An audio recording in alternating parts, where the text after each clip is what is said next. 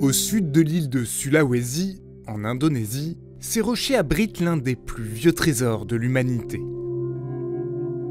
Pour le voir, il faut grimper sur cette échelle et traverser plusieurs cavités. Ensuite, il faut regarder cette paroi. On distingue à peine quelques peintures de loin, mais en regardant un petit peu plus attentivement, on peut observer une fresque d'art rupestre.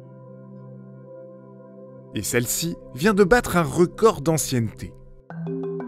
Selon ces chercheurs d'une université australienne, elle a au moins 44 000 ans. Ce qui fait de cette peinture, découverte en 2017, la plus vieille œuvre d'art figurative au monde. Ces résultats ont été publiés en décembre dans la revue Nature. Ce ne sont pas les peintures qui ont été datées, mais cette couche minérale de la calcite qui s'est formée au-dessus. We can date them with the uranium series dating.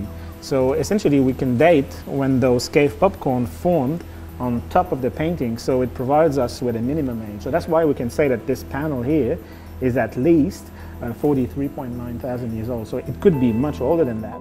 Beaucoup plus vieux parce qu'on ignore combien de temps a pu s'écouler entre l'élaboration des dessins et le recouvrement par le calcite. Cependant, cette datation des sédiments par l'uranium-thorium est moins utilisée que celle par le carbone-14. C'est ce que nous explique Carole Fritz.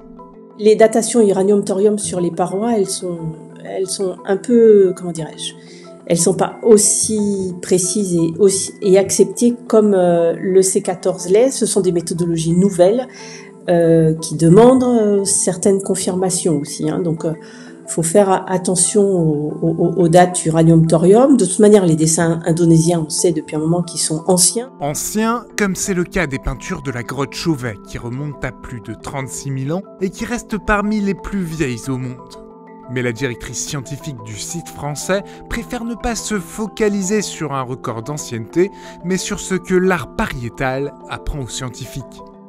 L'étude de l'art, c'est pas d'avoir le plus ancien, c'est de comprendre à quoi ça correspond au niveau de la société qui l'a produite. Et c'est ça qui est intéressant. Ça veut dire que on a des populations de chasseurs-cueilleurs collecteurs qui, à l'autre bout de la planète, ont et produisent des choses pour répondre à un besoin. Et ces besoins, ils sont peut-être différents, mais on a des réponses qui sont à peu près similaires à ces besoins. Ils vont mettre en image les histoires qui sont là pour organiser les relations sociales, la société, savoir d'où on vient, etc. Et ça c'est un peu le propre d'Homo sapiens sapiens. De la grotte Chauvet en France à Sulawesi en Indonésie, ces fresques font partie des premières preuves connues de récits créés par l'homme. Pour le comprendre, regardons ce que nous raconte cette peinture. C'est une scène de chasse où l'on voit des animaux locaux bien connus. Des cochons sauvages, comme ici. Et des buffles nains, ici. Là où la fresque étonne, c'est dans la présence de tout petits personnages. Ce sont des chasseurs qui en fait sont mi-humains, mi-animaux. Les scientifiques remarquent un homme avec une tête d'oiseau. Et là, un être anthropomorphe avec une queue. Pour désigner ces figures hybrides, on utilise le terme de thérianthrope. Jusqu'à présent, cette statuette d'homme-lion, découverte en Allemagne, était la figuration la plus ancienne de ce type d'être fantastique. Elle a 40 000 ans. On est face à des représentations, moi que j'appelle mythologiques, c'est-à-dire qu'on est face aux premiers mythes de l'humanité, les premiers mythes de l'humanité mis en image en réalité. À partir du moment où on a un art dont l'imagerie est complexe, on a une pensée complexe et on a un langage développé.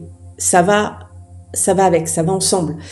La production d'images complexes ne peut pas aller sans cette complexification du langage et de la société. Donc c'est un tout ça. Reste à savoir si nous pourrons admirer longtemps cette fresque, car elle se distingue enfin par sa fragilité. Les scientifiques indonésiens qui s'en occupent observent déjà la détérioration rapide des parois de ce site. Terus monitoring suhunya enak kan di sana. Kalau di sini kita terbuka, terus kerusakannya dari polusi, dari debu pabrik semen, dari kendaraan bermotor, terus dari pengunjung, karena biasanya kan itu kita masuk ke gua suhu badan kita masih panas karena manjat itu. Padahal harusnya ada aturan, memang sekarang dari BPCB sudah menegaskan bahwa pengunjung sebelum masuk ke gua harus istirahatkan tubuh biar suhu tubuh sesuai dengan suhu gua, terus merokok juga. Sekarang itu lebih parah juga dari rokok, itu pernah ada penelitiannya sih. Et l'enjeu de leur conservation est d'autant plus large qu'en tout, 242 grottes peintes ont été dénombrées sur ce même site depuis les années 50.